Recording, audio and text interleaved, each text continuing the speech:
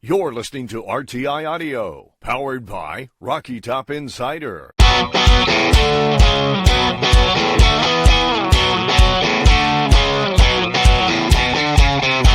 This is Pancakes and Bacon with VFL, Kerbyson, and Reed Bacon.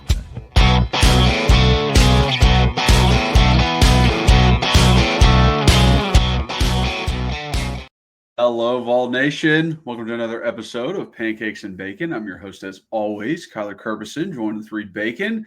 Got another great one. We got a win under our belt. So Vols are 4-1, looking pretty good going into the bye week. But there's still some things to clean up. So we're going to talk about all that. We're going to talk about college football this week, catch up on some stuff. But first, you guys, if you're watching, please like, subscribe, hit that notification bell, leave a comment. If you're just listening, rate and review, download, re-download. Follow us on all those listening platforms. Follow us on social media. Description is all below. Before we jump into this game, Reed, how we doing, bud? Well. What's up, big fella? Dude, I was about to be really bummed out last night, but I was very, very happy and relieved.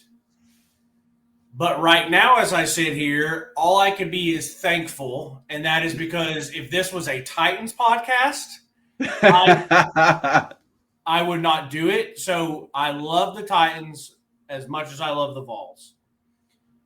But you and I have been extremely lucky that we started this 5 years ago, and we have had some great times. Because if you had asked me to do this at that time, and we were dealing with Pruitt level football or some Dooley level football or some Brian Callahan level football, I would just say, dude, I'm not doing it. Not because I don't love you, but because I ain't watching your mentals.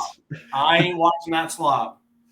So, Titans are brutally bad. But good thing the Vols did win and pulled one out. I am extremely excited to hear your thoughts on some of this stuff. I'm going to just start us now by saying the quote, and it is a great one. I knew immediately what I was going to do. And do you have any guesses? Well, you were burning the ships last week. Don't know which way you're going to go on this one. This is more of a fun, light, jokey one. Kyler, I need more cowbell. I need less cowbell. I knew you were going to say that.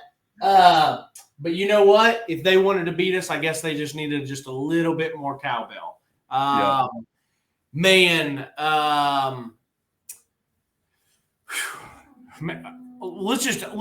just say this. Congrats to you on the weekend. You passed your GC's license. Yes. My weekend was a good one. We are sponsored by Bacon Junk Removal. I say it every week, but I will say it again. I appreciate all of you who have reached out and given me the opportunity. Please continue to reach out and give us the opportunity, and we will do whatever we can to earn your business. Kyler, I don't know if you got anything on the weekend here, but we can just jump into it if you want. No, I mean, it was the license was a big one. Had to take most of the day to do that yesterday. So didn't get a chance to watch a lot of football, but rewatched this morning a bunch of different football, obviously the game, but like rewatched highlights, Alabama, Georgia, rewatched highlights, Penn State, Oregon. So just like catching up on all that stuff. Those games, it's like, I thought Georgia was really going to take it to Bama, and honestly impressive how much they've kind of come back around from that Florida State loss. And now that game feels different. It feels different than it did 2 weeks ago. It's funny how I'm telling you, this is that funny football, funny how it works. Everyone's like, we were talking on Xbox Live, and it's like, hey, who do you expect to win? And I was like, I'm sitting here thinking, if you're going to put a gun to my head or make me bet, I'm going to take Georgia because they're the home team. They're coming off of bye. But then when you start down that thought process and you start thinking down that line, you go, well, they came off a big win. They had a bye week. They're at home. Everything should be pointing towards Georgia. Alabama has an embarrassing loss. Then they've played a couple no good teams. So you kind of get to get your feelings back up and good and kind of lay under the national radar. Kind of you've been written off. And so now it's that perfect recipe to be like, well, Georgia's just going to handle them. And then it's just like, hey, wait, like, but that's college football at its best. And I really respect Alabama and DeVore and how they came out. And I'm going to tell you right now, that game was a pleasure to watch because those people were absolutely blasting each other last night. I mean, it was as heavyweight as heavyweight gets. Did you see Caden Proctor catch that pass? Yes, I did. Okay. Yes, I did. Didn't know what that meant when I got the text about it last night. I wasn't proxy to watching that game. Yeah. But seeing that today was like, damn, wish I had that chance. My favorite part of that entire thing was he's been on a 9-week weight loss journey, and he's down to 359. Yeah, got you. I mean, I don't imagine what he had to be. Like in his set 370s before that, but he caught it. And the thing that cracks me up is most times big boys get the ball, they're pretty easy to tackle because you just go chop their shins and they go tumbling over top. But he was like about it. He went low or like as low as he can get, and he was initiating. And it was like somebody it was going to have to be a legit football hit to bring him down. No kidding. I'm just adjusting my light real quick. But yeah, I was hoping you saw that. Yeah, I saw that. It just idiotic that Georgia literally did not notice. Had no idea that the biggest man on the field was standing in a different position. Well, I think they just thought it was a normal screen. They had him out there to block is what I think it was. He was in the backfield. And hey, guess what? If it is a normal screen and he is out there to block, don't just leave your corner out there. No, I don't disagree. Be like, oh, shit, we need to put somebody else out there. Yeah, I agree with that. Yeah. So, but that was a great game. I think a little bit, and I don't want to get too sidetracked on this because I know we're going to go talk a while about the Tennessee game. But I'm telling you, man, it still feels like you watch Georgia and Alabama, and if they let the boys play, I'm fine with it. But it definitely feels like Georgia gets away with some stuff and Bama gets away with some stuff because it's Bama. Their players are so good and physical. It's like there were times I was watching some of that stuff, and I was like, hey, if that was a Tennessee player, like that's getting called. If that's a, Arkansas player, like that's probably getting called. And it's very much that when you have that built up credibility and kind of that sweat equity, then they let you play with some stuff. But there was a couple times Georgia was there early and I'm like, dude, that's bullshit. I feel bad cursing, especially so early. But like, I take that to the Tennessee game. And it's like the first PI that they called on Mississippi State, it was a bad call. There was not PI on Mississippi State. Then the one that took our touchdown away with Chris Brazzell, that's not offensive PI. No. And so it's just frustrating when you see, and I get it. I need to go back to my rule of not getting upset about. I know. Yeah. It's always the inconsistencies. That's the frustrating part. But I can't. Don't see it the same across games, even across the same game. You won't see it. And that's the time I should be a little frustrated. I can't expect them all to be the same going across. But that whole Saban and Kirby and their defense gets to play a little bit more physical and a little bit more handsy. But it's like, it's because they're so good. It's the same thing it kind of was with Belichick and his defense or some of these different guys. But I mean, it kind of boils down to like human error in a way because the refs kind of like have this thought process of how physical it should be. Yeah. And they don't have that when it's Mississippi State versus Tennessee. They're not thinking that way. Right. So, yeah, but that game was a great game. It was a great game, and it's going to be like total college football if we go down there and can somehow muster up a win and beat them. And it's like then they've all three beaten each other. which is best case scenario for Tennessee, but we'll see about that. I checked in briefly on Penn State, Oregon. I didn't really watch much of it until the Alabama game was over, and I just don't like Penn State, so I was happy to see them lose and see the frauds that they are continued. And then I didn't watch much. What's that? Yeah, I mean Oregon controlled that game. Yeah, most of the game. I wouldn't rewatched it. I mean, it was their game. Penn State kind of fought back at the end, pushed it to overtime, but Oregon still finished. Ole Miss beating LSU. I think that kind of leans towards like, hey, LSU, maybe we crowned you a little too soon. I agree. Especially with how bad Clemson has been. Yep. It's just kind of like, oh, you guys have a pretty decent defense, but that's it. Yeah. Like, that is literally it. So Ole Miss gets that one. What other big ones? Everybody else won their games as they should. Arkansas gets absolutely boat raced by Notre Dame. Makes me feel a little bit better about that. As we go there soon. No, they come here. They come here. Oh, yeah, they come here. And then I'm trying to think any other SEC games. Hey, the Fighting Pavias, man, they're beating the brakes off people. That would also be a great one for next week, that Alabama's coming off this high of this win, and then Vandy somehow goes down there and gets it scrappy. That would be incredible. That would be incredible. I think that is the one thing about Vandy, especially now under Diego Pavia and their coach, is like they are not scared of anybody. They're not going to act any different going to Alabama and playing them. They're like, hey, we can beat anybody we want. Yeah. And then Kentucky just dead as dead. South Carolina beats them. Just dead as dead. I mean, very surprised that Stoops isn't gone already. Yeah. All right, let's click this puppy down, man. Let's get right to it. I'm going to start with my initial thoughts, and then I want to hear yours. The whiteout.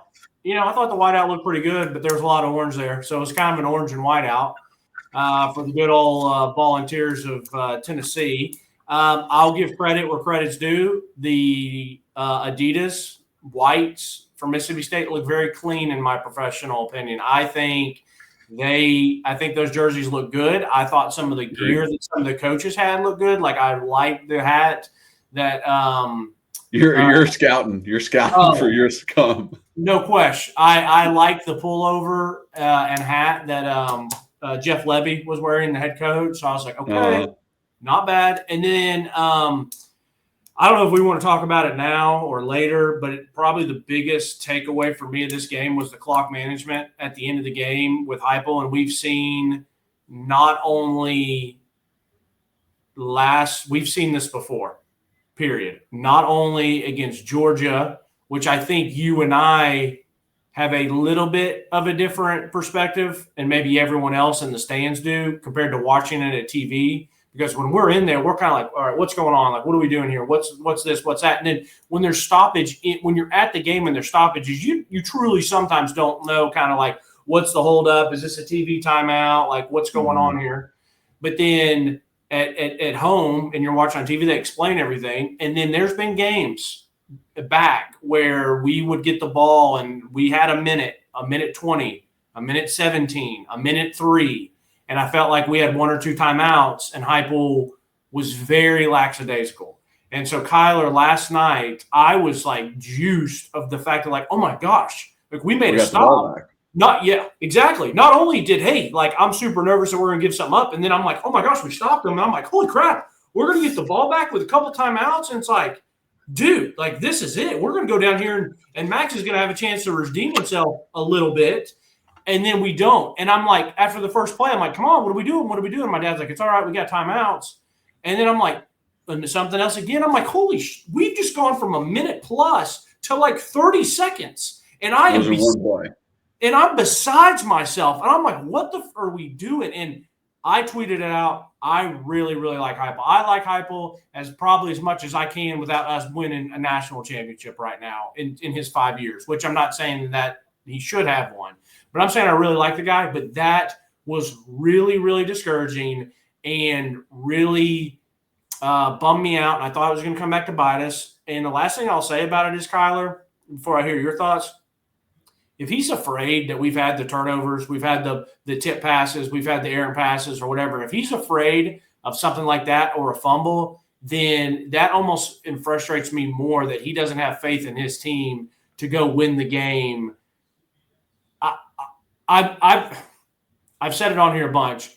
As a player and as a fan, and I feel like as a coach, I would have always been like, hey, defense, we're going to play cover 3. We're not going to blitz as much. We're going to play good, sound, fundamental football. We're going to keep it in front of us. Offense, we're going to run, take our shots, but we're not going to over. And then as I've gotten older, I've been like, no, F that. If you want to win, go take it. Don't be reckless, but go take it. And you are still the better team yesterday. And it's like Joey, in my opinion, those picks were not Joey's fault. That'll be the last overall thing that I get to, which is Miles Kitselman and some of the drops. But anyways, I just thought that sent a bad message. And Kyler, even if you're a little afraid of interceptions, you can still do things that are safer passes. I'm not saying chuck it, even though chucking it deep would probably be the safer bet compared to one of these over-the-middle tip pass opportunity type balls. But yeah. I don't know. I'll be quiet. I was frustrated with that. Very frustrated.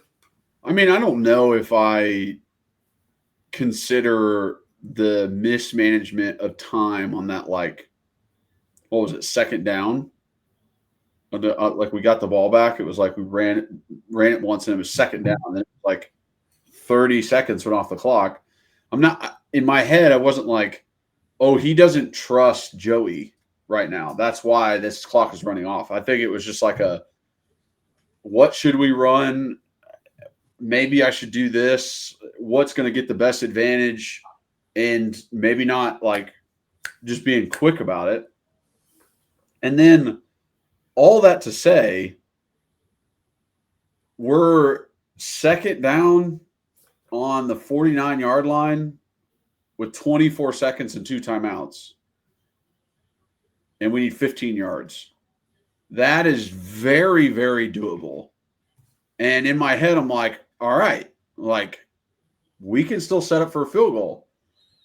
Even after the first down, they run the ball because it's 3rd and 1. And he's like, I have to get this first down because if this is an incomplete pass and we're just off, like there's not even a point anymore. So I have to at least get this first down, give me some extra plays. We get the first down. Instead of calling a timeout, he says, let's run a play, a quick play.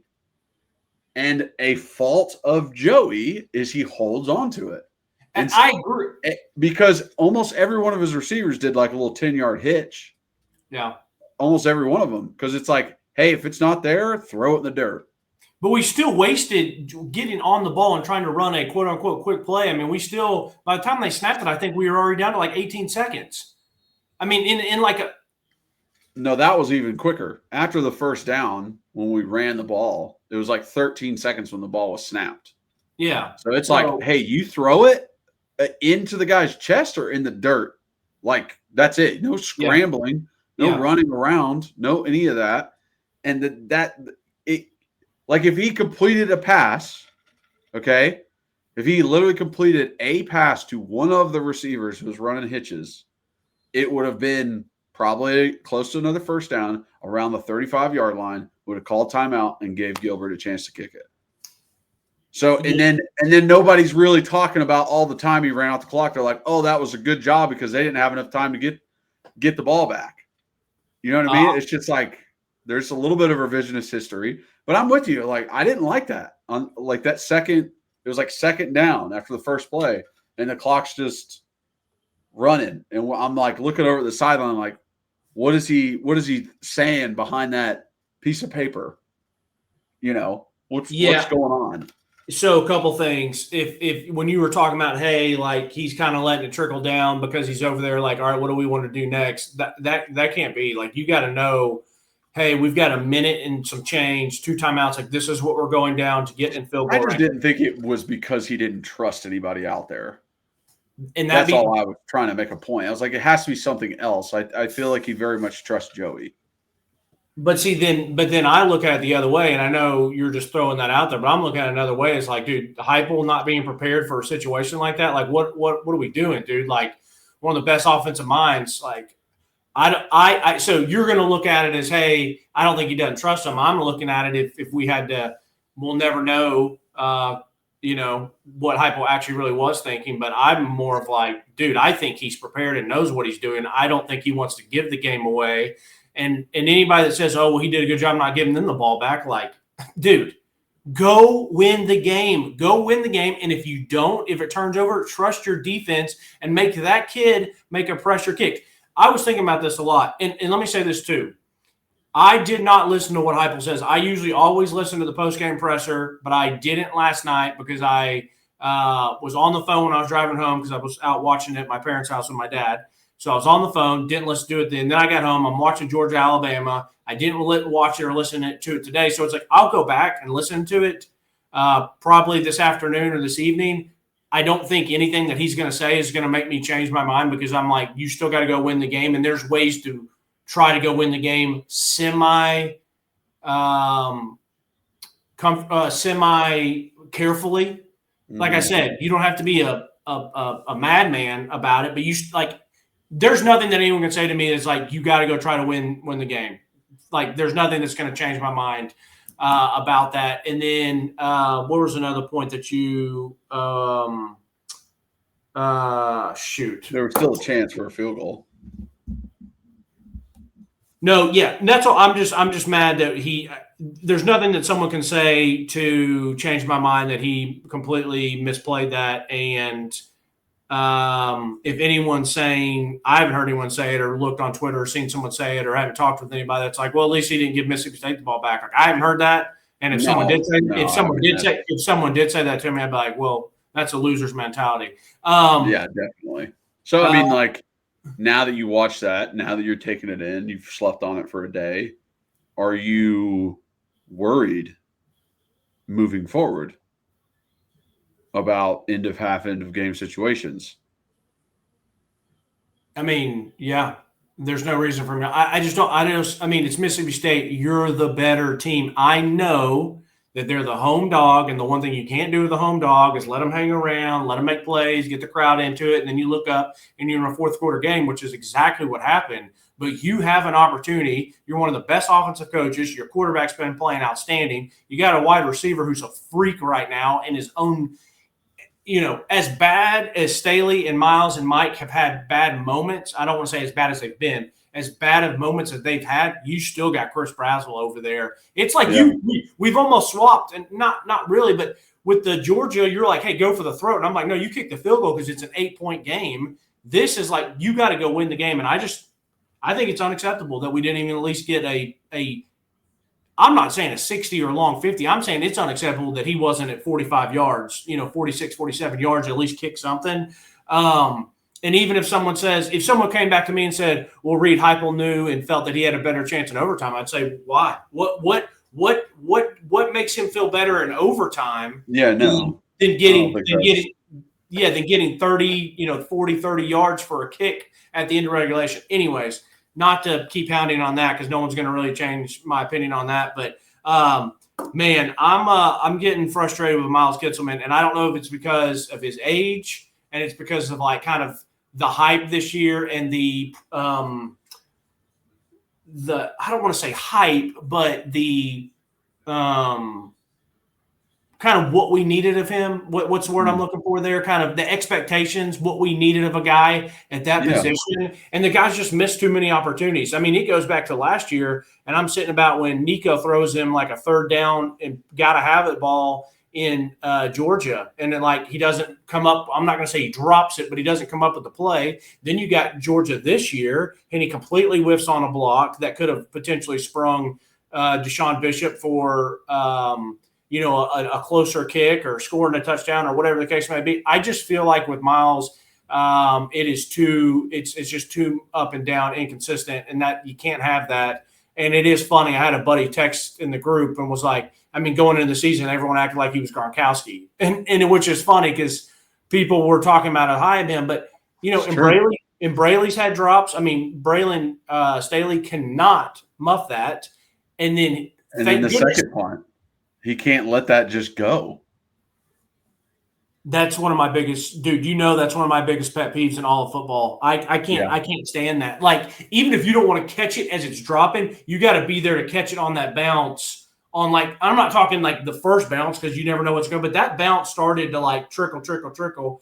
And give credit where credit's due towards the end of the game. I mean, Miles did have a catch over the middle, which we ended up not doing anything with it because we just talked about that. Braylon did have a big time catch on that fourth down to get across. Mike had a really nice play where he kind of jumped up in the air and hung up there forever to make it and attack the ball. So those guys did make plays where they were.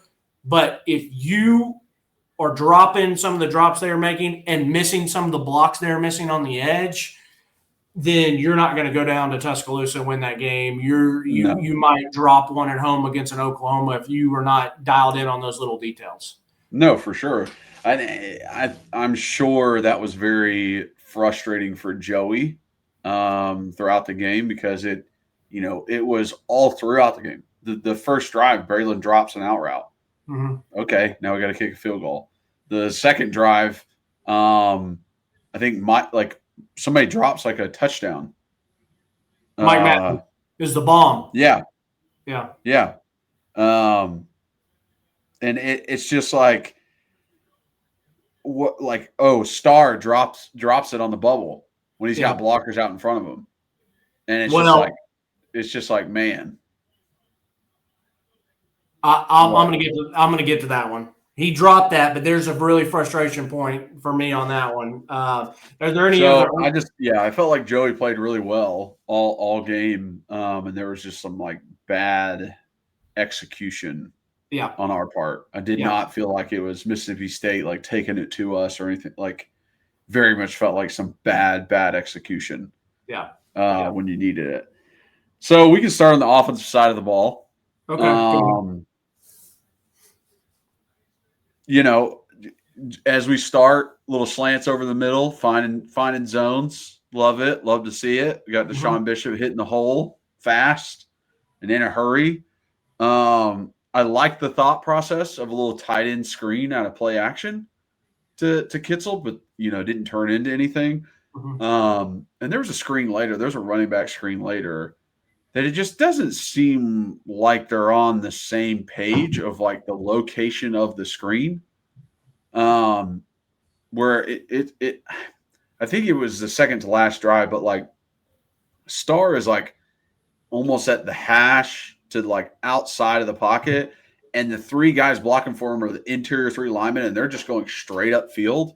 And I'm like, nothing's going to happen if you guys aren't in the same place. Like you can block all the people you want over here. If Star's not behind you, it didn't matter. So I just thought there were times, even on that tight end screen, where it was like, wait, where am I supposed to catch this ball? You know what I mean? Where am I supposed to be blocking for this? I completely agree with our screen game. It feels like a little bit off. And whether that's the outside screen game or with our line big fellas on the inside, it's always like, oh, almost there. Oh, like it's that little bit. And Heupel's, I mean, especially his first couple of years, Heupel was deadly in the screen game. Yeah. So I wonder if that just needs to be addressed more, needs to be practiced more. Yeah, especially maybe. with the linemen. It's like, hey, you can get your little bubble screens on the edge, fine. But look, when we're coming inside, like we can take advantage of this. Let's see. Oh, Joey's hot off that blitz. He tries something over the middle and misses. But there was a running back out in the flat that looked pretty open with the blocker in front of him. I was like, if he was able to kind of switch his eyes. Well, you're talking. Because I think that was the one where Buddy's coming across and he hits him, but the tackler's right there. It was a play action though, and when you see it, he goes hut, fake pitch to the right, pull back up, and so it looks like it's there. But I think that's going to be pretty tough for him to fake pitch it there and then go right back to it. But in a perfect world, I see what you're saying. For sure. And then Braylon drops the ball in the out route. Yeah. So for me, offensively to start, I want to give credit. Great pocket and blocking. Nice throw and catch, which you mentioned. That was the little shallow. I love when we bunch up, do a little shallows, and stuff like that. I've already mentioned I thought it was a weak PI call on Mississippi State. That I don't think Chris. I think that was just a bad throw, and then Chris fell and sold it. We had some nice run blocking for Deshaun, and then you've already mentioned it. We need a better throw on the 3rd and 7, but it hit Staley's hand, so I'll just leave it at that. Yeah. I mean, that was what it boils down to. Like, it still hit you in the hands. Yeah. Next one, go ahead on this next one because I was thoroughly impressed by the offensive line. Coming out of the end zone is tough, very tough. Your goal is to get to the 5-yard line as the first goal, get a first down as the second, and then maybe get to the 25 as the third. Because you're thinking I got to play the field position game, and just standing in his own end zone. The amount of time he had standing back there and then being able to hit that deep ball to Mike is just that's what I love. This offensive line and their pass blocking has been very impressive. They even mentioned it, barely any sacks on the year. Mm-hmm. And some of that credit goes to Joey. We'll get into it, but his escapability yesterday was big time. And if you're ever going to be in man coverage versus our wide receivers, it's going up to them. Now, they could either drop it like we saw on the last drive with Braylon, or DB could make a great play like we saw on the drive before last when he was doing was that to Braylon? Yeah, the deep ball to Braylon where that DB reached up and knocked it away. So it could go either way. I think I think this kind of played into defense too. I wrote it down, but they blew the whistle to re-look at the spot on that deep ball, and I could not hear the whistle. And I think no one else could really hear the whistle either. I think because of those cowbells, it kind of drowns out that noise, and it made me think of Joshua Joseph's penalty. We'll get there. We'll talk about there. But this one, Starr making something out of nothing a couple times, getting met in the backfield, being able to break those tackles. And then the last play is the bubble out to him where he drops it. Yeah. Oh, yeah. And I know you're going to say some blocking out there too is not the best. Kyler. Well, we'll start positive before we get negative. I just want to reiterate, backed up in the end zone, and to give Joey that much time for that play to develop and where he almost double pumps and gets that good ball to Mike. I mean, that's ballsy. I mean, that's the balls right there to go win a game with a minute left and 2 timeouts, Heupel. You're letting him throw it from his own end zone. So outstanding pocket. And then 3rd and 2, I love the 3rd and 2. There is one, I don't know if he was a corner. I don't know if he was a safety or if he was their nickel. I don't care which one he was. I'll be honest with you, Kyler. I don't even care if it had been a linebacker out there. They had a situation where Mike and Braylon were double teaming him, and he gets around the block so easy. That block, you should not be able to get around that block that easy if it's one person. Unless they slip or fall. And he got around 2 people like it was nothing. Now I get it, Starr dropped it. But as a coach, you're wow, I'm getting 2 guys blocking one, and Starr Thomas, who everyone in Vol Nation knows he's probably the best pass catching running back we have on the roster, 3rd and 2. He goes, Heupel's in his head 99% of the time this is getting converted easily, and it doesn't. And it's those are the little things of why you're in a game with a team that you're a 7.5 point favorite against. I was pissed by that, by those. And that, again, like I said, execution is the reason this offense didn't do what they needed to do. Just those things, look at all these fucking drives where it's 2 guys are blocking 1 and they don't fucking get it done. Listen, a guy is able to catch a ball and out route in the 10-yard line and doesn't catch it. 2 times our tight end is open enough to get the ball to hit his hands, and he bounces it up in the air. It's like those things aren't because Mississippi State is playing great defense. It's like I'm watching you guys shit down your leg when you're out there to make the play. When he's putting you in a position to make the play, you're not doing it. Well, and that's the most frustrating part. I'm going to give credit where credit's due. It was like that Mississippi State DB wanted a little bit more. I mean, he was 1-on-2 and he ate it up and got back there. And it's, guys, receivers, you might be a little bit younger. And as Heupel says, you don't have time to be young, but catching the pass and blocking, those should be the 2 easiest things, because catching your pass is what you get paid to do, and blocking's an effort thing. So, I get it if you're messing up or you forgot something or whatever, but like those 2 things, those should be non-negotiables. Yeah. And that's, yeah. Anyways, and I'll say this too. And the one thing I'm reminding myself, Chris Brazzell, we got him in the transfer portal. Everyone was super hyped about him. Last year was up and down. Now this year he's a dog. So I am hoping as we progress as a program that Mike will take that next step, that Braylon will take that next step. So I'm not going to kill him, but I was pretty bummed. Continue. I'm sure they're pretty bummed too. Yeah. I mean, there's no way that the coaches can say that they're good coaches and not hold them accountable for what happened. Like, you have to. Because, again, next drive, this is the deep ball to Mike that he drops. I mean, just it's in the bucket, buddy. There ain't nobody there. It's a touchdown. It's a definite touchdown. And it just drops. I love after that, I love the little crosser play versus split. Same. I love that. Just getting everybody just running all across. We had them all bunched up. We had an out. We had a hitch. We had another drag. I loved them. I love that concept. Yeah, love that. And then just like a couple plays, it just like not getting where we need to get. And then, we talked about earlier, not, calling the ticky-tack PIs and not putting in too much into it. But then watching Joey's ball on that corner, supposed to be corner, and nobody's there. And you look back and you're like, oh, yeah, Mike is there trying to move, and the guy he's bear hugging him. Yeah. 11 yards off the line of scrimmage, and nothing's called. Yeah. And nobody's aware of anything. So again, just consistency. It's very frustrating when you see that kind of stuff. But again, there was a touchdown before that play ever happened that was dropped.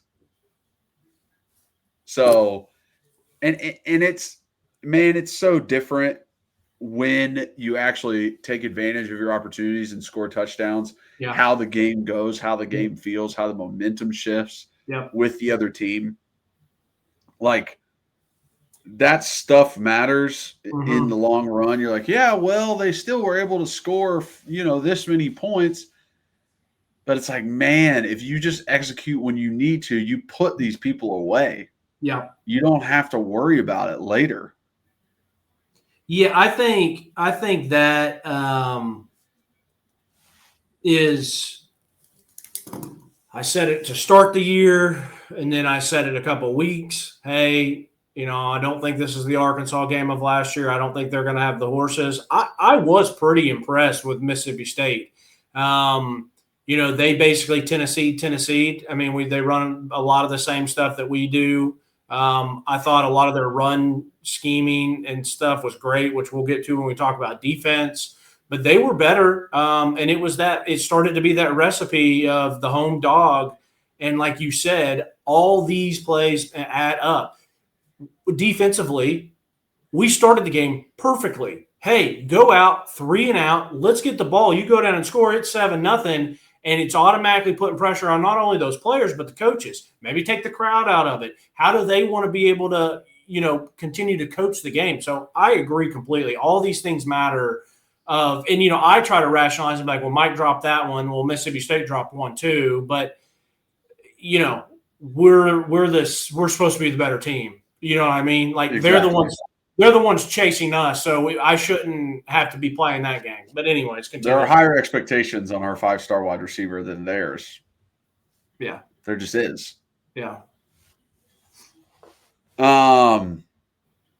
Let's see. Great slant to Brazzell on a blitz. Love that. Just, hey, quick, hey, let's get him right across. They blitz, and then it's just speed from him, getting extra yards, getting yak, and we get down in the other half of the field like that. Second play after like a 2-yard run, and then 2 plays later, Brazzell's one-on-one. I think maybe even the safety was supposed to be back there. He came up with the play action fake, and it's like strong hands. I'm going to go up above you. I'm better than you. Here we go. That's why I tweeted that about the strong hands, because he's made all these plays this year or so far this year where it's not just making a catch, but it's the catch, being strong, finishing, it's going up and contested catches. Hell, it was the catch in this game where it was like the back shoulder, but he's off his feet. I mean, it's everything, dude. It is everything. Like you said, and I got it playing right here, but the slant and take off. I mean, the guy's pretty much unguardable, honestly. Like he is not a 1-trick or 2-trick pony. I don't know if there's anything they can't ask him to do. So no, I know. Yeah. Because that one right there was that's sometimes the little tight end pop pass that we do, but they're like, hell, we'll just let Chris do it. I'm more and more and more just like, hey, can we throw it to him? Like, I don't care about getting the ball to anybody else. Yeah, it does feel like it's like if he leaves the game and we have not targeted him 10 plus times, like we're kind of missing out. Yeah, what are we doing? Yeah. So great touchdown. Literally the next drive is in the incredible catch by Brazzell where he turns around. That's literally the next drive. It was a good ball. It was a good ball. Which was it was a great ball, which was probably a defensive pass interference. Yeah. As well. Yeah. Just like aren't calling. But that one they wanted to let the boys play, but yet yeah. Yeah, just tough. We get down to like second down, Joey. I mean, the blitz comes. He's able to move around it, making a play and then throwing like off his back foot and gives Braylon a chance. It's not the best chance. It was in front of him. Braylon had tried with one hand. But that stuff, I just wanted to say because it impresses me about Joey. Yeah. His escapability and his movement and all that kind of stuff because it comes up again and again. I wish for his sake and for all of All Nation's sake that he was a slight bit faster. He's enough. He's enough to be mobile, but it would be deadly if he, could. Oh, yeah. We'll say in college football, 26, maybe his speed rating's like a 76, 77. It would be dope if it was about an 84, I would be pumped. yeah. It'd be a lot different. He'd be running. Yeah, sometimes he runs to escape and it looks a little slow-mo. Yeah. False start pushes us back on third down. And then this freaking play, I love this play on I think it was fourth, where they have the bunch set on the field side, and all three of them just clear out everybody, and then Star comes just right out of the backfield from the opposite side. Yep, thank you. The opposite side comes out of the backfield through the lineman, not outside of him, through the lineman, to where it's even more like, where did he come from? Where did he go? Gets out to the edge. The player for Mississippi State still does a pretty good job getting through the traffic and getting over to him.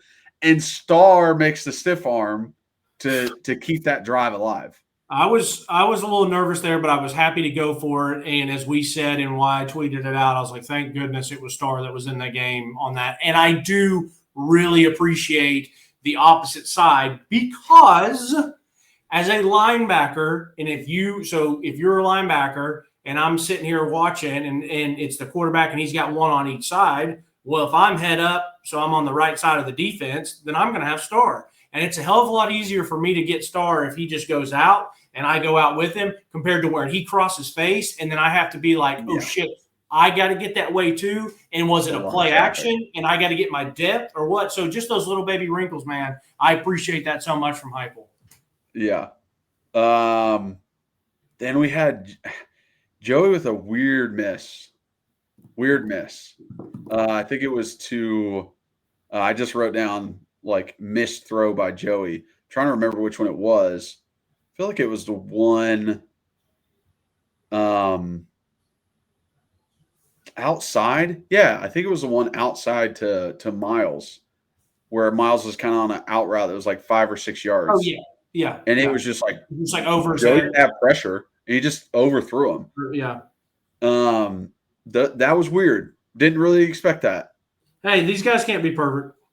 Yeah, can't be perfect. And then this screen, okay, that we try and run to Braylon,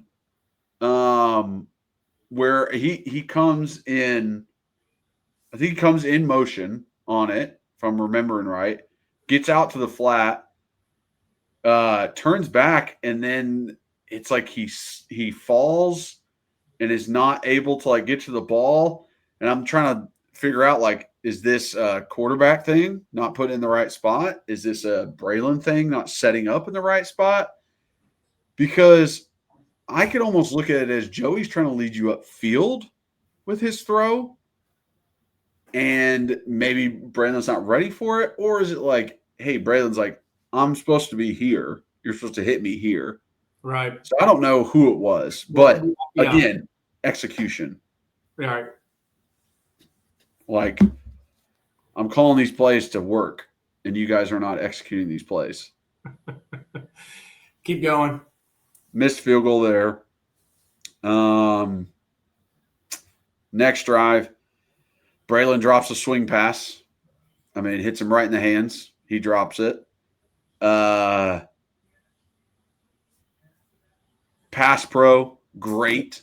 Joey has got all the time in the world, steps up, finds Mike coming across the middle. I mean, it's just, those are the kinds of things where I'm like, he's got all day, and he can step up when he needs to. Brazzell motions in and then pulls like all the zone players like out of the way for Kitzelman on that play and just left him wide open, which is like a fun little like part of it, little wrinkle of it. Where it's like, hey, here's our dangerous guy, and here's a guy underneath. Well, it tells you if they're in zone or man, and then it also will hopefully play with the eyes of the safeties and the backers. So yeah. I always love those little trickles. And then like the next 4 plays, we got all the way kind of down there, is Joey like scrambling around, like I think it's nobody's open. He had to like just scramble around like 4 times in a row, and we didn't get anything out of it. We got a field goal out of it, but it's it's one of those like, hey, we're getting down there, but we're not finishing. Yeah, like we should. Which all of these things are the recipes for a home dog to get a victory, and that's why I progressively, like, even to start the game after the muff, I'm like, it's all right, like it's one thing, let's just go down and handle business. But then as a pick happens, and then another pick happens, and then a penalty happens, and you're just like, what? Like, oh man! And then you look up, and that's why you're in overtime. So yeah. I mean, this is kind of the run right here where it's missed field goal, then field goal, then the next drive is the interception, ends in an interception. Drive after that, offensive PI by Brazzell. We get put in 1st and 25, can't convert a first down. Then another interception, and it's just like shit. Like 3-4 drives in a row where we can't get anything going. Yeah. Even though drives didn't finish well, certain plays of those drives, the screen to Mike on the edge, that one actually worked out. Everybody was there. Mike was patient once he got the ball, let his blockers get in front of him, able to use them appropriately and get a huge gain. It was great. That's why I tweeted out, like, look what happens when you catch the ball and basically get your ass in front of somebody. I mean, it was an effortless 10-plus play or 10-plus yards or 8 yards, 9 yards, whatever it was, but it was so easy. And that's why – that's the thing, too, is like in a game like this where maybe Tennessee doesn't have its best running game, which I don't know what your opinion is on why we weren't able to maybe establish the run as well as we would have hoped. But a lot of these short passes are just extension of the run game. It's like, dude, like, let me just get it to my playmakers in space. So Heupel's thinking, like, this is as easy as it gets. Like, why is it being a little bit more difficult? Yeah. I don't know, like, if he's running the ball that much, if that makes sense. Like, I don't feel like a lot of rhythm with the amount of runs. Feels like a lot of, like, hey, we're going to play action. Like, the play action is setting up the run almost. Which I do love our play action. He could play action almost every time, and I would be happy. I mean, I feel like every first play of the game has been a play action. Which I love. Yeah. And it just speaks to, I think, like last year or 2 years ago with Joe, and then last year with Nico and with Dylan. And I know what I have, and now he just really trusts Joey and these receivers. And he thinks it's a no-brainer to attack on an edge. So I get it. It will continue. I'll bring it up when we run it. So after that screen, just horrible pass protection by Peyton Lewis on a little slide as he goes out to the defensive end. I mean, he completely whiffs. Yeah, which was frustrating because I didn't mention it earlier. He had a really, really good one earlier where he slid across. I think it was on one of the like deep. It was on one of like the deep climb routes, and I don't remember if it was Staley or Braylon. I mean Staley or Mike that caught it, but Peyton was on the right side, works his way all the way left, and picks up a great block. So I don't know why it happens the next time type deal. And then this is the first interception off Kitzelman, which is worse than the second one, but still. I mean, 2 in a row is pretty impressive. Mm-hmm. Mm-hmm. Yeah, I don't know if it's a confidence thing. I don't know what the case is, but it's just you can't have it. And we've seen where Miles now has not come up in spots where we've really needed him the most. And I think at some point, if some of this stuff continues, it's like, I know Ethan Davis wasn't playing this game, but I saw Jack Van Dorselaar in the game. That boy had a great block on the touchdown where we scored. Fantastic block. I wrote it down. Yeah, so it's like, how long do we wait before Bram? Which I know I'm just wasting air talking about this because Heupel loves the old heads. But at some point, I even texted guys yesterday. I was like, I'm officially off the Miles bandwagon. Not that I dislike him, but it's like when you're expected to make these plays and don't, I'll give you one. But then when it's – and my one was like the terrible whiff block against Georgia where he just completely misses a guy. Like, okay, that's one, but like, dude, if this is Mississippi State on the road, if you come back, Arkansas is a disaster, so we should be able to beat them. But it's like if it's Oklahoma's a big game, at Bama, at Florida because the swamp is the swamp, like whatever it is, like bro, you can't be doing this garbage. Like I don't care what your catches look like against UAB and ETSU. Like I don't know. Sorry, I'm starting to get frustrated all over again. So interception.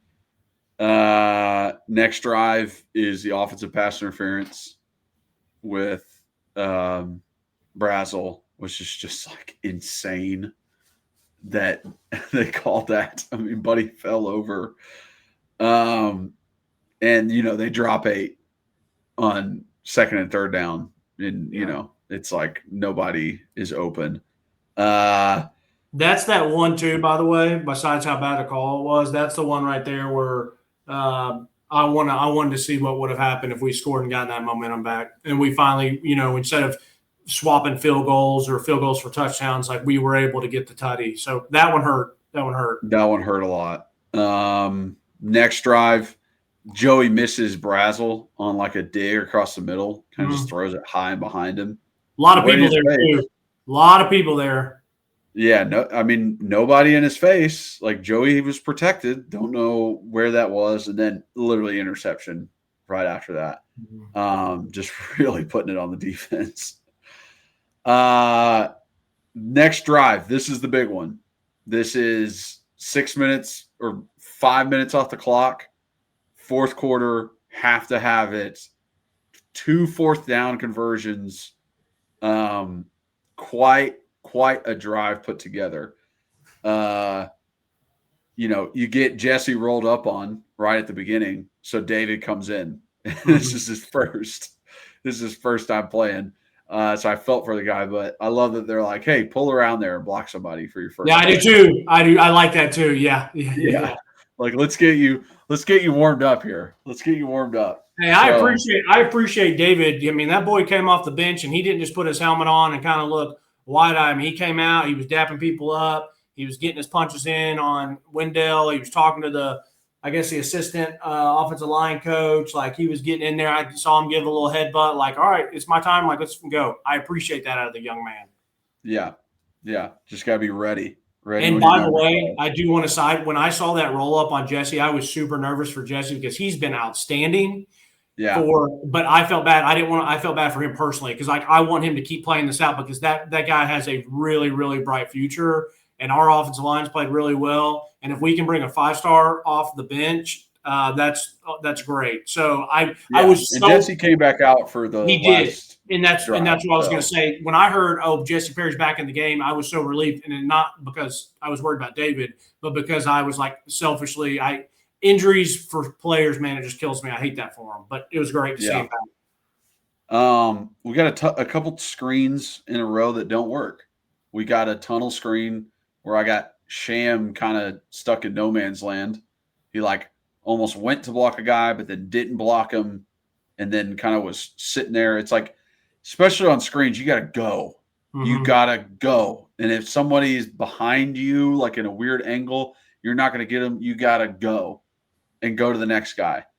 Because when you do that, when you're kind of pussyfooting around with it, the runner of the football is like, I don't know if you're going to block him or not. Like the runner of the football does different things depending on who you're going to block. If you're not going to block him, I'm thinking about juking him. If you're going to block him, I'm thinking about how can I cut around you. Yeah. So it's like you gotta let him know what he needs to do. And then the running back screen, which is what I mentioned earlier, to Star. Star is outside of the pocket. The blockers are inside of the tackle box. I'm like, what's going on? You guys are in two different places. You're not gonna connect that way. So just trying to get on the same page. But then who do we need to step up? Brazzell. And he finds a hole in the zone. And you just watch him like on the replay. You just watched him. He came across and then he just kind of like slow played it until he knew he was open so Joey could hit him. It's just, I love that. And as much as frustrated as I was, and as much as I beat up on him, and as much as I said that we need more, I mean, credit to the offense, to all of the players on the offense to go down and to score when you need to go and do it. So exactly. Joey, incredible, just moving in the pocket, literally no feet. People have a hold of his legs, and he throws the ball to Braylon. I mean, I thought that was to Mike, where Mike jumps out and double clutches it. Was it Mike? I thought it was Braylon, but it might be Mike. No, because I was so impressed by that. I mean, there was so much. The first fourth down that we converted. Okay, yeah. Anyways, well, he might have done it twice, but when he and people are all around him, and he doesn't freak out, he doesn't panic, he doesn't drop his eyes, he doesn't try to escape, he knows exactly where he wants to go. He can't step into the throw that you mentioned. He gets it out there.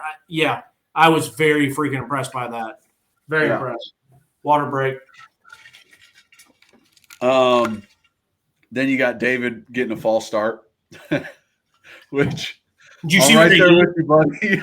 I'm right there with you, buddy. Like, I just feel bad for him. I mean, it's tough. It's tough, dude. They're down like towards the end zone. It's a little louder. He's fired up. He wants to get off the ball quick. Did you see what they did though? Say what? Did you see why he jumped? Because they moved. Yeah. Yeah, they did the little shift down. So yeah, little games. A little bit more experience, a little bit more gameplay. Maybe you don't jump on that, but I felt for him in that moment. Gosh, Pendleton and Mo are not on the same page in this pass pro. I am pretty sure Pendleton, because I was watching during the game, called like 5-man protection, like 5-0, which is like 5 most dangerous offensive line.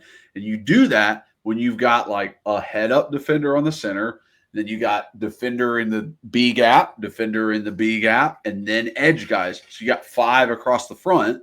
You'll do that as an offensive line to be like, hey, we're going to pick up these, and the running back, tight end, whoever might still be in the block, will pick up whoever else is coming. And it looked like he called that Sam called that, but then he literally just left the nose, didn't block him whatsoever while Mo's looking outside. So this is a free rusher. Nobody touches him. He's all up in Joey's face. Joey's got to run out of the pocket, keeping his eyes downfield, and he finds Braylon for a first down. And it's just like, man, you get put in shitty situations and you still step up. Yeah. Yeah. I agree. That's why, I mean, it's easy to say this too, because those picks are going off people's hands and stuff like that. But what we thought Joey was coming in this year to compare to what he is now, like I just can't be more impressed. Like, I don't know if there's really been anything that's really frustrated me or bummed me out about him. I mean, the guy really does just seem cool as a cucumber. He seems like a great guy to play with and play for. If I'm not mistaken, when whether it was Miles' first tip drop and it goes tipped for a pick, or the second one, he made a great tackle. Well, he did. And Joey then also was going off the field, and it looked like he tapped Miles on the head like, hey, it's all good, brother. You know, because, I mean, if I'm Miles, I'm going over and be like, dude, I am so sorry. Like, I'm in my head right now. Like, give me a second. Come back to me. Like, I'll be good. And then if I'm Joey in my head, I'm like, you motherfucker. Yeah. So, anyways. You motherfucker. That's on my stat sheet, motherfucker. Yeah. Yeah. You didn't get the INT. Yeah. So, in that, and I will shout out Braylon for putting his head down and pushing and driving his legs and getting the first down on that play. Yeah. Yeah. Which was good. So it's like, hey, I'm gonna shit on you when you're dropping fucking open passes. Yeah. But also, good job. Good job on that. And then the QB run, Jack Van Dorsier. I don't know how you say that. But great block. Great lead block. Just way to open it up. I love that play call. So for me to finish it off on offense, Jack had a good block then. He had a great block in overtime where he sealed on the left side. My dad and I are sitting there. We're watching the game together. My dad's like, you know, because we were talking about just everything and offensively because we're on offense at the time. And I said, you know, I've been a little bit bummed. I feel like we haven't run the ball as well. And I feel like Mississippi State's run it pretty well on us, especially up the middle. It was like I felt like if they went sideline to sideline, we were pretty good. But if they were A-B gap, they kind of gashed us. And then for Tennessee, I was like, you know, we haven't run a lot. My dad's like, I feel like we haven't really tested the edges a ton. And they tried to get outside a couple times. One of them was a great tackle in the backfield on Peyton. But then I'm like, I'm telling you right now, when we get in this red zone, I said he hasn't called hardly any quarterback keeps or quarterback design runs. I said, but when we get in this red zone or got to have it, you're going to see it. I'll be shocked if not. Gain an extra blocker. And my dad says, well, I don't care if they give it to him or someone else. I just want to kind of see it on the outside. So then when they call that, I'm like hitting him, and I'm like, I told you. And he's like, I told you. It was funny. It was funny because I hit him. I said, I told you. What did I tell you? I said they're going to do a quarterback keep. And he goes, well, I told you they need to go outside on the tackles. And it was funny. I said, well, maybe we should be making $9 million a year. Yeah. So you would have never flubbed that into the game situation. Yeah. I'm like Robbie's like down on the field. I'm up in the box. I'm like, call a timeout. He's like, yeah. Like, oh God. Wow. Anyways, I don't know what else you have offensively. For me, it's That's it. the drops and the lack of aggression and execution on blocking on the edge. Is those two things, man. They're going to get you beat. They're going to get you beat. Yep. So that's gonna ruin your offense. yeah, defensively, man, this is a tough one to talk about because they scored 14 points. They had a few short fields to defend. Once again, it looked like they got gashed, but then they would bow up. Caleb Herring said, I'm going to put the team on my back on one drive. He got 2 sacks and one drive. Tyree West had 2 sacks, plus one being the fumble. Joshua Joseph played well. Maybe as I'm talking it out loud to ask you a question, it's like our D-line plays well. We got a couple corner play well, but then it's like our linebackers and safeties are frustrating. What says you about the overall thought of the defense? I mean, it's the run game. It's the run defense. We are very good pass rushers. Great. That's a good thing to have as a part of your repertoire, to be very good pass rushers. But I also need you to be good run defenders. I also need you to be able to set an edge sometimes, because yes. You said like, hey, yeah, they were gashing up the middle. There were some times where it was like, hey, here's an inside zone run, and the running back goes, that's a little congested. Yes. And he just bounces outside and he gets 8 yards. Yeah. And it's just like, that's way too easy. It's not like they're doing something crazy or something special. But something I felt like I noticed is when they were gashing, when they were making those kind of plays, the second level is not being aggressive. Yep. Okay. Again. They're not being aggressive towards the blockers. They're not taking the fight to them. They're kind of waiting for it to develop. Maybe I don't know which side he's going to go on, so I'm going to just kind of try and play both. Yeah. And that is a recipe for disaster. The same thing from the safety position of being like timid when you're coming up to try and make a tackle and the guy just jukes you out of your shoes. It's like, we can't have that, because later in the game, I literally saw linebackers going, fuck it. I see a run, I'm going. And I saw T-Lander twice blow up the tight end lead blocker in an inside run game, and they got 0 yards on both of those plays. I'm like, guys, that is what it is. That is what is the difference right there. Showing me aggression, showing me gumption, showing me that you're taking the fight to them. Okay. You reset the line of scrimmage. You reset where you're starting the block when you go at him. So it's just like almost like a little bit of a mentality shift that is needed from those guys to be like, all right, this is what I need to do. Yeah. Yeah. I love that you said the edge set, because there was a couple of times, and not to pick on him, still a little bit of a younger dude, but like Jordan Ross, like he sees it and he diagnoses it and he goes in to take on the puller and he gives him this shoulder compared to come up, eat it with the left so that there's no bounce out right. Because that kills everything else. Like, hey, he recognized it and diagnosed it, and he went in hard. So it's not like he was scared of the physicality, but it was almost like instead of taking on with your outside or taking on with your inside to keep your outside, like that's not sound and fundamental defense. And so I'm glad you mentioned that.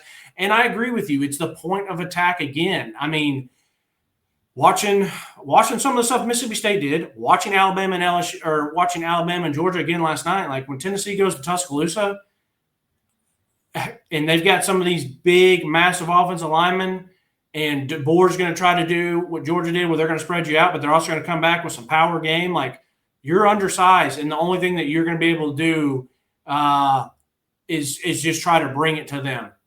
And so I'm glad you mentioned that.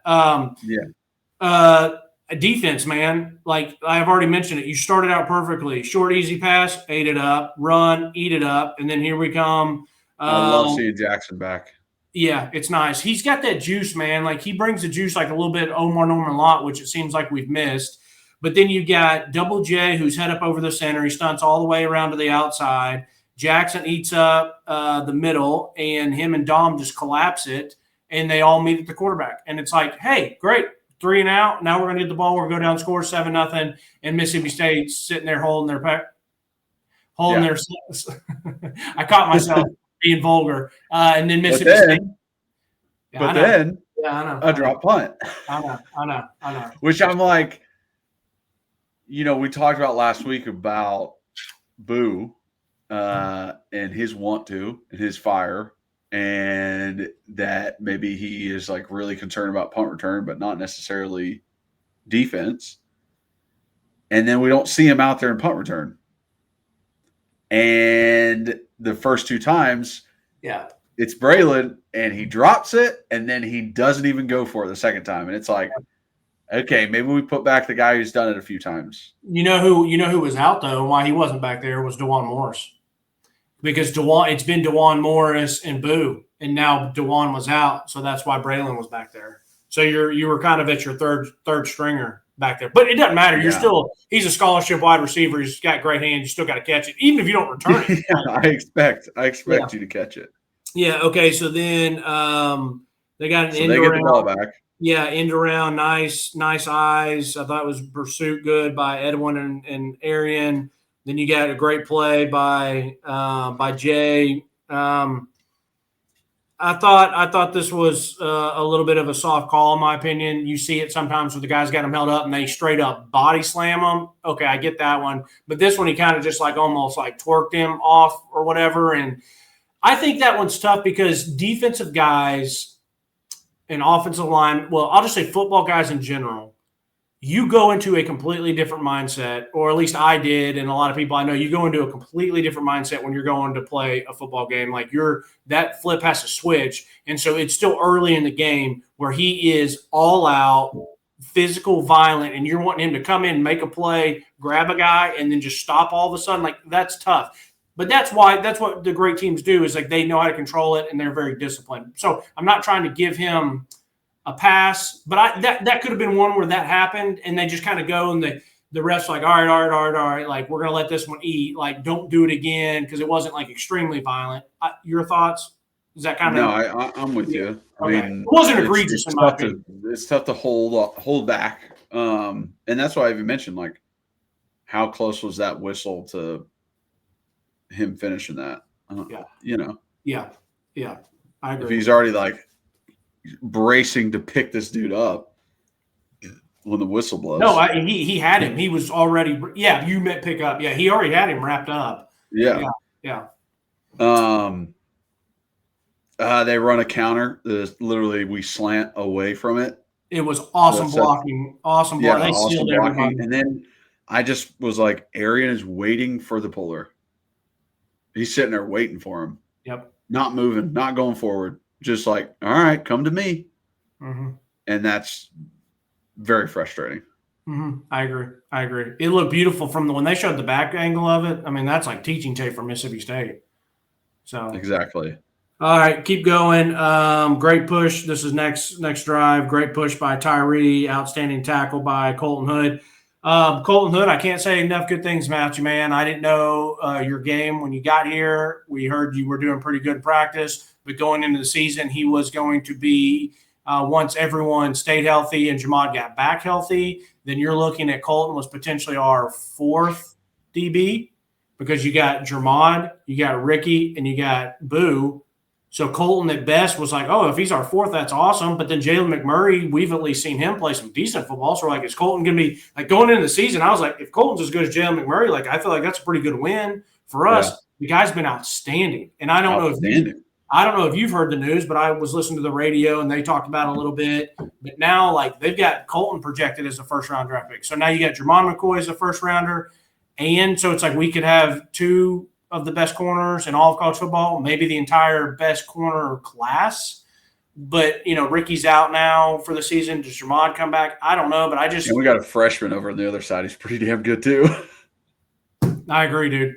Yeah, I agree. I mean, yes, I didn't even think about Ty, but anyways, the reason I bring up Colton is he's a playmaker. He's really good in coverage, but his tackling, man, was pretty damn outstanding. I mean, I need some of my safeties to make some tackles like Colton's making. Now, I love Reese. He brings the pop, but he had a couple bad ones. But once again, I got a whole nother game of Andre Turrentine just not being out there. Like, I just don't see it making flash. Yeah.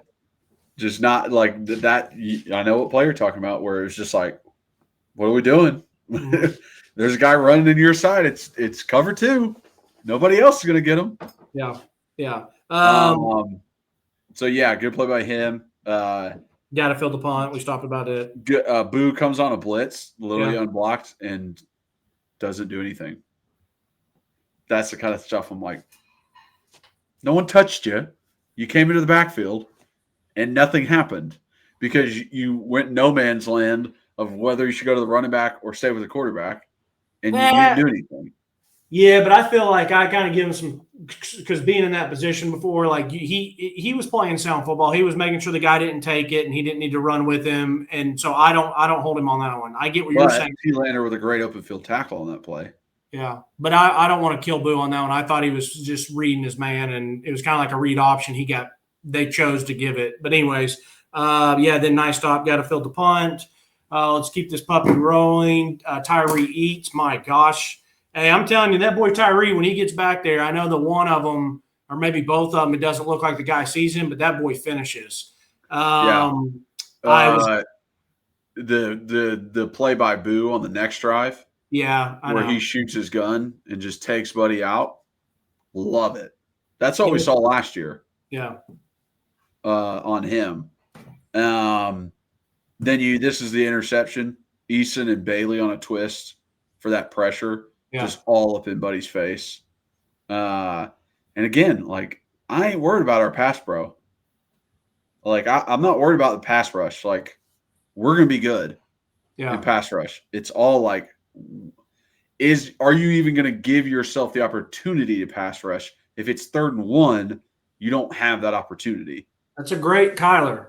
That is a great point. You know how many times I heard defensive line coaches say you got to earn the right to rush by either how well you play against the run or by your effort to stop the run. I guess those could be the same thing, but they are a little bit different. If we have to push somebody's buttons, it's kind of like the whole, hey, in basketball, you want to shoot and you want to be offensive threat, but like you're not playing defense on the other end. So I've heard plenty of D-line coaches say that. Hell, it might be Gardner that I've heard say it when we've been over at practice. But, yeah, anyway, sorry I did skip over that. It was a great hit by Boo. I just get frustrated because I'm like, why don't I see that more? Pick 6, great. Now I'm over to where Tyree eats. This is very funny because I was watching the play and I'm like, damn, like he got back there so fucking fast. Like, what was that? It was like a play action pass and the offensive line is blocking it like, hey, you're not holding on to this ball. Yeah. Like, it's 3-step, let go of it. Because the tackle steps inside and then is like kind of like, kind of giving him a hand to kind of push him out.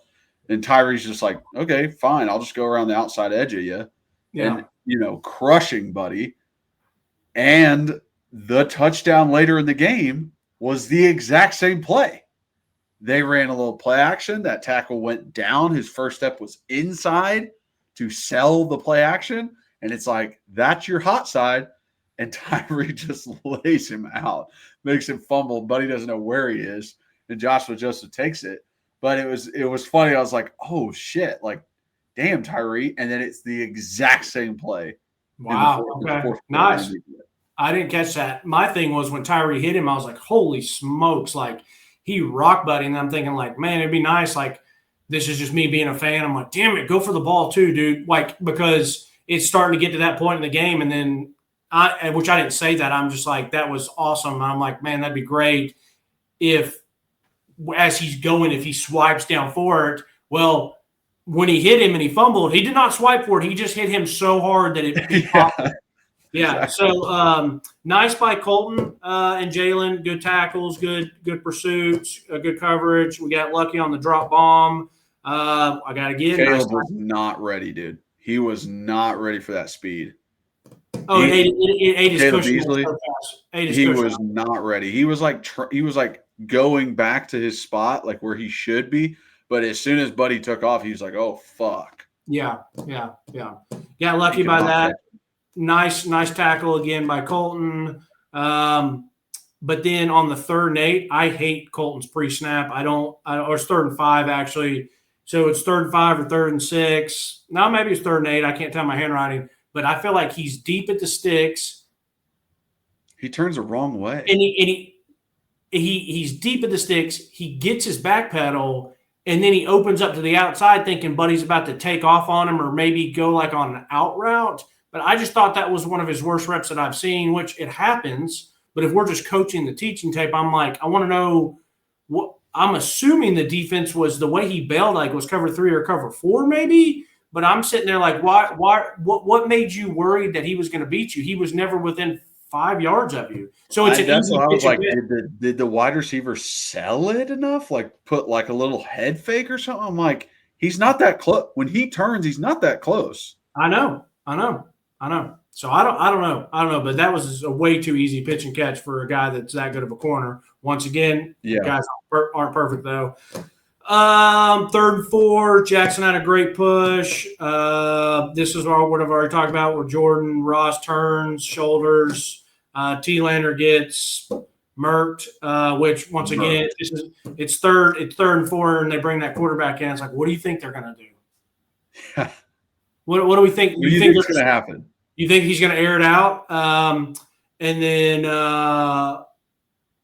1st and 10 was, I just wrote, it was like, that was the exact play, size example that annoyed me so much of like why we're getting gashed. It's like and I'll be honest, Mississippi State did this last year too, but it's like they want to show us some eye candy. They want to let our guys get upfield. We get to the second level, or they get to the second level, and just all these perfect alleys. And I guess your response to me would be like, we're just not attacking better at the point. We are not good enough at the point of attack, I guess, is what's happening.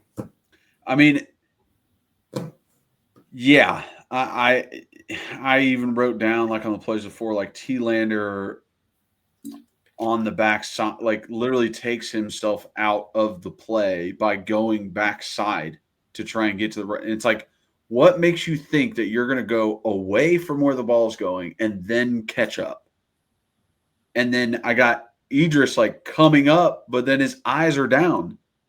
And like he doesn't really realize where the ball carrier is when he attacks his block. And it's just like,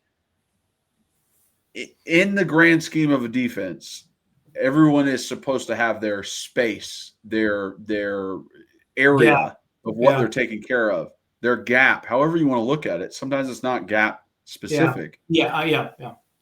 And most of the time, a defense is set up so that the second level makes the tackle, okay? Not the defensive line, not the safeties.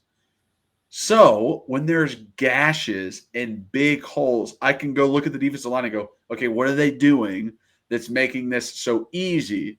Are they letting the linemen get up to the second level just without any kind of fight? Are they letting all this? But no, it's not like that. I'm seeing pressure. I'm seeing the line of scrimmage moved. What I am seeing is the second level just getting blocked every play very easily, taking themselves out of plays at times where it's not even the offensive lineman's doing anything. You're just moving to where he wants you to. Yeah. So the reason that I was kind of asking the question to you to get your opinion on it is because of there are times that it does look like the D-line is getting upfield. Maybe we call it pressure, or we'll say they're getting in the backfield, but then it does look like that's where it almost looks like they're going where the offense wants them to go. But then again, if we are playing that picket fence defense, like maybe that's where Bryson's going right because he has that gap to his right, or maybe he's going left. I'm just using him as an example. And then they aren't good enough at the point of attack as linebackers. And I've watched it last year and I've watched it this year, and there is a lot of eye candy with a lot of the teams that we play. And so it's not like it's Oklahoma drill, you know that they're coming right at you. It's a man-on-man. It is a little bit of this, or, is it a read option or is it an RPO? Because these backers do have to, if they bring a quarterback or a receiver in motion, fake it to him.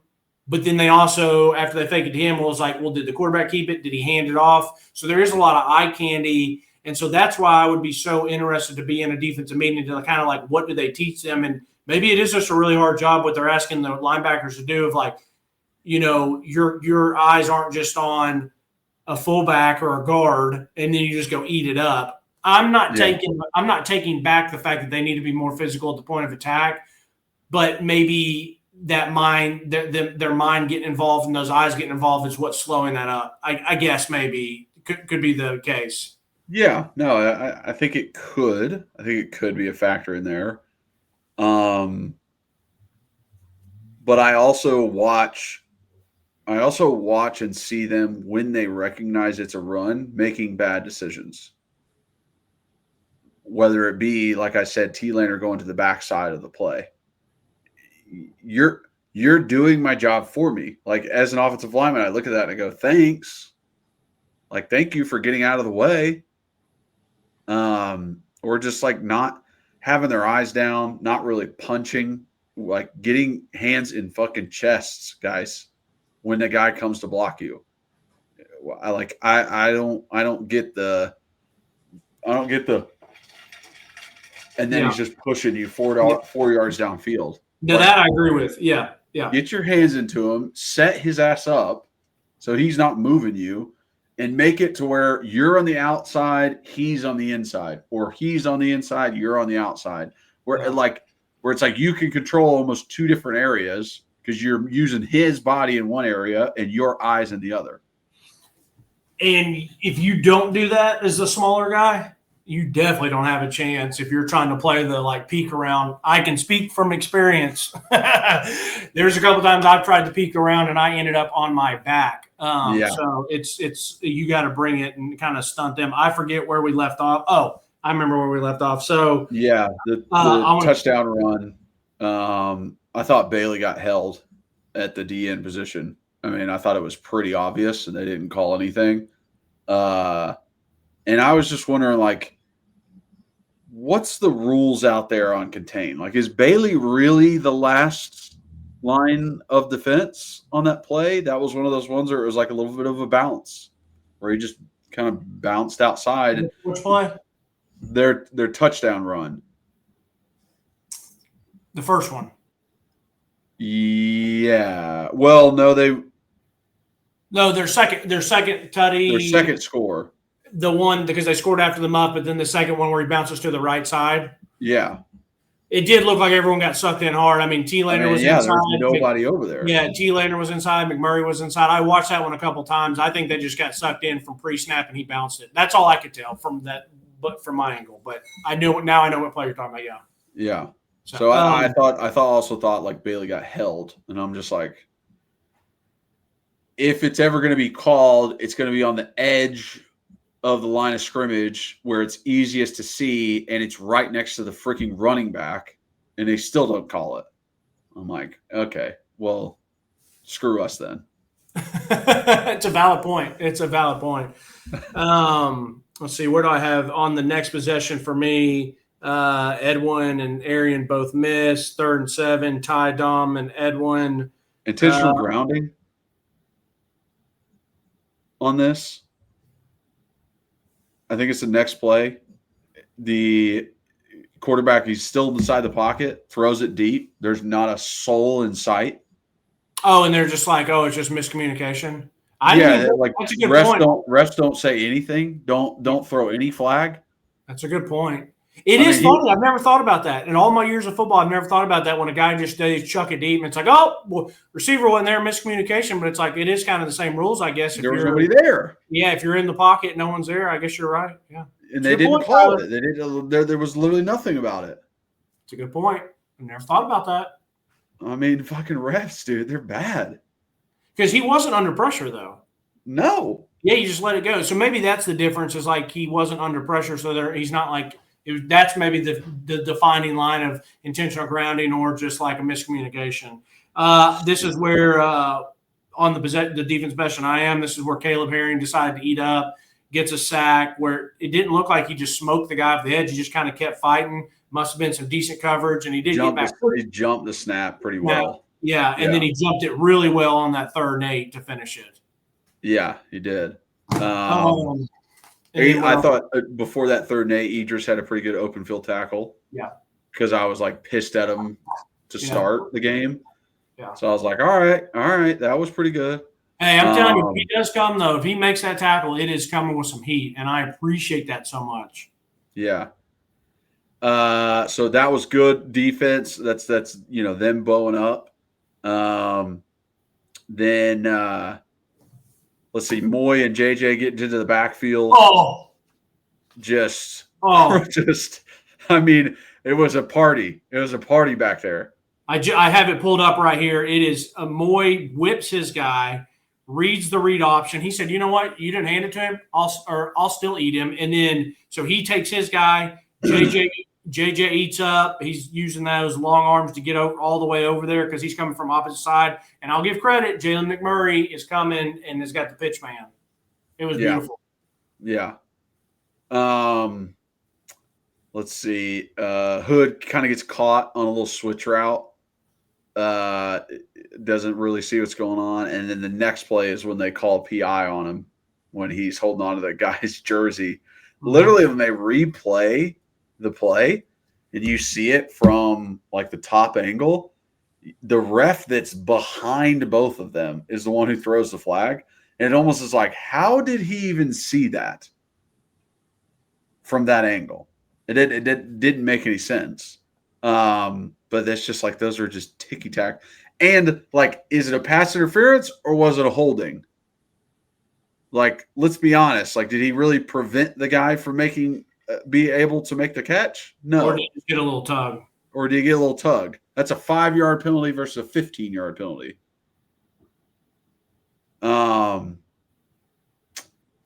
Fantastic open field tackle by McMurray. Mm-hmm. Coming around the edge. Eight boy up. I got juice. And then this tackle by Hood.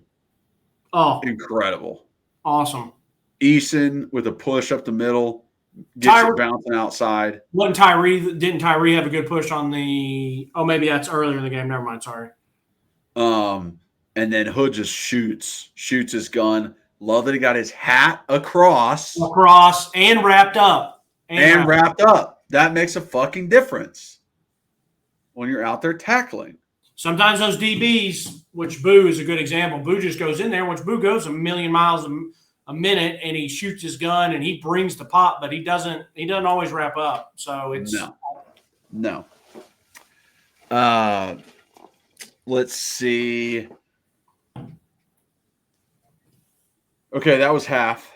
That was halftime. That was the last play before half. So second half, I got Arian with some good closing speed on the dump off. I mean, plays before that, I didn't really have anything. I got Redmond with a really good open field tackle. Mm-hmm. I think that's the next one. And then they got down, like almost touchdown, the close touchdown. I was literally like, where are our linebackers on this play? Like, where are they? They're not anywhere where they can make a play. They're either taking themselves out or they're not attacking the blockers, like we've said. And then, scored the next play. So, then this drive, I see some life. I don't know if someone said something to the linebackers on the sideline, if they slapped them across the face or got in their face, but I feel like something was said, whether it be other defensive players, coaches, whoever, because then I see Spillman absolutely firing his gun, getting into the backfield, making something happen. And it's like, okay, that's what I like to see. Okay, that's what I wanted to see. And there's a couple drives later where I see T-Lander just blowing up the tight end in the backfield. So I'm like, all right, guys, all right. We're not playing with any kind of thought process going into it, thinking too much. What's going to happen? I've got it on here, and T-Lander just had the one where he was spread way out on the field side where they got him in between the end of the line of scrimmage and number 2 in the slot, and he sees it. He shoots his gun, and he rocks the running back. I mean, I'm talking it is an absolute thump. And it's like, hey, there you can go. Instead of going up and playing basketball defense, like, is he going left, he's going right? You're like, no, just shoot the missile and drill him. Don't let him make a decision. Exactly. Great batted ball by Eason on third down, just getting his hands up. That was a good job by him. Then they run this fake punt, right? I was pissed. That is a definite scheme thing. That is a definite, hey, we saw this open spot right here on film. We're going to take advantage of this. We don't know when we're going to do it, but we will. And then Tyree West said, hold my beer. Hold my fucking beer. Oh, you're not going to block me again? All right. All right. You're going to rue the day, baby. Not only to get the sack and not only to get the ball back, but to say, hey, we're going to score for you, offense. Yeah, offense can't do it. I got you. And to kill all their momentum of that fake punt. Because my dad, so I said I was out there watching it with him. Well, he always watches the TV but listens to the radio. So I'm hearing things happen before they happen, and then I basically get the replay of it on TV. Well, all of a sudden, he's going in and out because he's out on the balcony and he's cooking, and I'm sitting inside, and I start hearing Mike Keith with like the John Ward style, like he's at the 30, he's at the 25, he's at the 20, he's at the 50, and I'm like, wait, what? Like, and at this point, I'm watching TV, and like Mississippi State's walking up to the line, and so I'm like, what the fuck's happening? What happened? Yeah, exactly. And then I hear my dad like, yes. And then the next thing I see is I look up, I'm like, well, that means we scored. Because all I was listening to on the radio was Mike's call, and then if I heard a cheer and cowbells, because then that was something good. And if not, but so then I hear him calling, like, what the hell happened? I hear my dad get excited. Then I see that, and then I'm like, holy crap. Joshua Joseph picks it up, and no one's there. And I'm like, Nobody. Oh my gosh. That was the point in the game where I was like, maybe we close this out and we don't have to stress, but kudos to Mississippi State, man. Kudos to Mississippi State. They kept fighting. So yeah. So just incredible play by them. Then this is the next drive. I see T-Lander just absolutely blowing up the tight end on a lead. Then you got Turrentine, bad eyes, loses the wide receiver past him. Just loses him. And lucky that wasn't a touchdown immediately. Because I think the wide receiver had to kind of like awkwardly turn around to catch it, so he fell. Yeah. They did a good job of regaining the momentum right back. Exactly. And then I see Moy getting into the backfield, and then I see T-Lander crushing the tight end, and it's a run for 0 yards. I'm like, okay. So it's like this second half, I've seen Spillman fire in there. I see T-Lander a couple of times. I'm like, all right, this is what I want to see. This one was weird. I didn't understand what Herring was maybe looking at on the little quarterback scramble. Like he just got outside of the pocket, even though Herring was there to be able to contain him. It was just like he kind of just like let him run past. It was very odd. I don't know if he was just like gassed. That just means eyes have to be in the bad spot, I'm guessing. Like he just didn't see it or reacted late to it. Yeah. And then I put down here, Arian makes tackle, but ... And I think that was just like, yeah, he made a tackle. Yeah, but what were you doing? Like, where were you going? And then Redmond got in position was there to make the tackle and couldn't finish. And I think this was it for? Yeah, it was for because this is like right towards the end of the game. I'm trying to remember if it was the last drive or drive before last. I don't know which one you're talking about, unfortunately. I apologize. No, you're good. I think it was the last drive. And then Eason, I got down hit on the throw. Mm-hmm. Hits Buddy on that throw, kind of lets it float around. Are you talking about in overtime? No. Oh, okay. I was about to say, okay. No. Well, are you talking about the floater that like hung up in the air forever and they still caught it towards the end? Because that one was very frustrating. Yeah. Is that the one you're talking about on the sideline? Yeah. That was crazy. I mean, that's where you're like, oh, okay, yeah, we are losing this game because it's like if he would have broke that tackle and like got yards, I'd have been like, dude. Yeah. I mean, you get a hit on the quarterback, ball's up in the air, we don't get it picked, And then even when the ball was floating up in the air on the last play of the game, I was like, oh Yeah. no. So overtime, I got Arian firing into the backfield. I'm like, okay, great. I like that. That's what I want to see. Redmond, he's there. He's in position to be able to make a play and just barely misses. Like he wasn't ready for the ball to come. That's kind of how it seemed.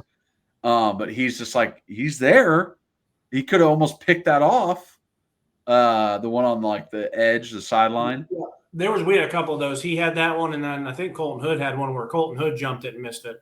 Yeah, and then the next play, he does a fantastic job of passing a guy off, stays in the flat. They pop it out there, and he makes a great tackle for a stop.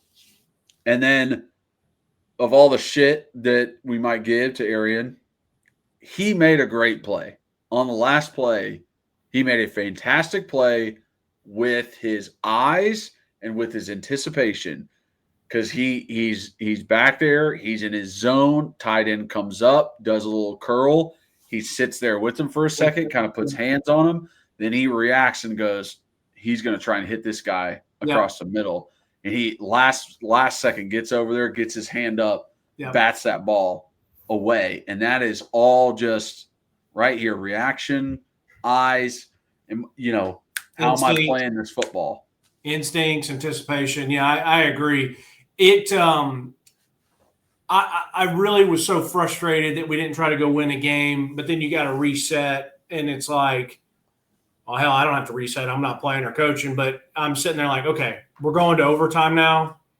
They get ball first. I was like, fuck, man. I was like, all right, dude, just go score a touchdown and put the pressure on them because if you settle for a field goal, we're losing this game. In my heart, I'm like, this thing's over.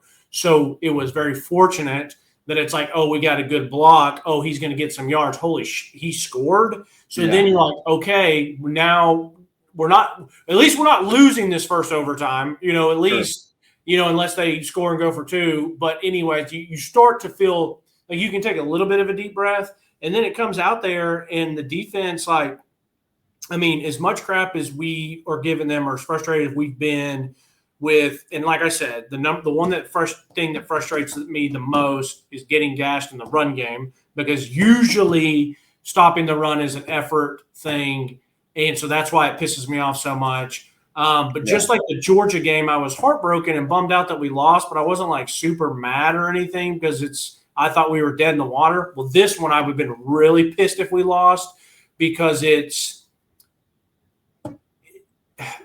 one I've been really, really mad if we had lost. I mean, Syracuse is what they are, but we kind of handled them. But other than that, we've played like one good game that gave people respect that thinking Tennessee was pretty good, and we lost it. So you can't lose this one. You're putting yourself behind the 8 ball big time if you lose this game. And that's why I was mad. Like, you can't mess around in these games and lose it and drop one because all the pressure is like, oh, you're just going to run the table now? You're going to go to Tuscaloosa and win that one? Like, it doesn't give you any give you any wiggle room for that 10-2. So I started feeling so nervous, and that was so great. But as frustrated as I was with the offense and the drops and the lack of blocking at the point of attack, then again on defense with our eyes and all that, like the team still did win the game. They did clutch up. They did win, and you have to give them credit for that. And that's why I tweeted out, and you've heard, I saw Jerome Carvin tweet it out, an ex-player. I saw Jason Swain tweet something out. It's like, listen, this is the perfect scenario that you go out there and you have a lot of stuff that you can practice and clean up, but you still win. You don't have to take the Arkansas loss to exactly. You don't have to take that medicine. You get some medicine here, and it never hits. Listen, it never hits as bad as a loss. It's still going to take some mental fortitude for them to lock in and be like, "This is how we got to get better." Because if not, they will end up dropping a game that they're favored in. But dude, if you had to go into the bye week with a loss like this, it would have been awful. So no, it would have been horrible. All you would have thought about was that loss. It would have ruminated in a bad way. Yeah. And like you said, I thought that's a great transition to it. Is you're getting the best of both worlds. You have the win under your belt. You have the confidence of the win. But then you also have the, hey, don't get on your fucking high horse. You cannot put yourself on this pedestal. There's still a lot of things you got to get better at as you move forward. Here's 2 weeks for you to get ready for that. Yeah. Here's 2 weeks for you to work on all of those individual things. Here's 2 weeks for you to even try something new at practice. Hey, I want to attack this way. Hey, I want to try this way. I want to see what happens when I do this. When, hey, when I'm running my twist game, how does it affect the lineman if I do it this way? Like anything that can give you an edge, now is the time to do it. Get healthy. And a lot of the stuff that you're saying, it can be mental reps. I know for me, and I don't know about you as a player, but I know for me, when it says go back and learn on this stuff, it's me sitting here with a clicker. I mean, like, what did I not do better in mental reps and thinking about stuff? So I don't have to go. They don't have to go out there and kill these guys. Like, they can give them some rest because they're about to go into some physical games. Like Arkansas is in a tough spot right now, but then like Oklahoma, that game is going to be a fight. Alabama is going to be an absolute fight. So it's like and then you got plenty. Vandy, I'm not worried that we're going to lose to Vandy, but Vandy's going to come in here and they're going to punch somebody in the mouth, and you're going to have to return that effort back. Definitely. So get feeling better. And once again, there's a shit ton of stuff that I want to see better, but damn it, it feels so good when you do it with a win than a loss. So I do have to give the team credit. So 4-1, 1-1 in the SEC, still everything ahead of us. Yeah. Good pod, brother. I'll see you later. All right. Okay, thank you guys so much for watching and listening. If you are watching, please like, subscribe, hit the notification bell, leave a comment. If you're just listening, rate and review, download, re-download, follow us on all those listening platforms. Follow us on social media as well. All the descriptions are below. Thank goodness for the win. We pulled it out. Going into the bye week, we can rest a little easier. We can watch all the other games next weekend, not stress so much. So thankful for that. But you guys are the best fans in the world. Really appreciate you, as always. And as always, go Vols.